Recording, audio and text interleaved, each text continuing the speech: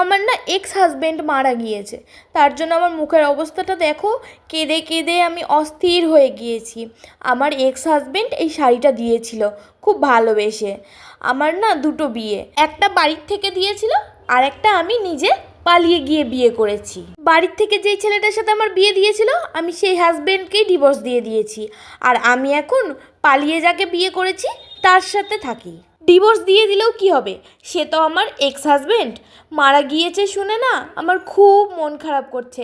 আমার এক্স শাশুড়ি এইমাত্র আমাকে ফোন করে খবরটা দিল যে আমার এক্স হাজব্যান্ড মারা গিয়েছে। এক্স হাজব্যান্ডের মৃত্যুর খবর শুনে কি আমি বাড়িতে থাকতে পারি? তাই সঙ্গে সঙ্গে আমি আমার প্রেজেন্ট হাজব্যান্ডের কাছ থেকে পারমিশন নিয়ে আমার এক্স হাজব্যান্ডকে দেখতে যাচ্ছি। ও না খুব একটা মেকআপ পছন্দ করতো না, তার জন্য আমি একদমই মেকআপ করছি না, তোমরা দেখতেই পাচ্ছ। সিম্পল একটা ফেস পাউডার, আইশ্যাডো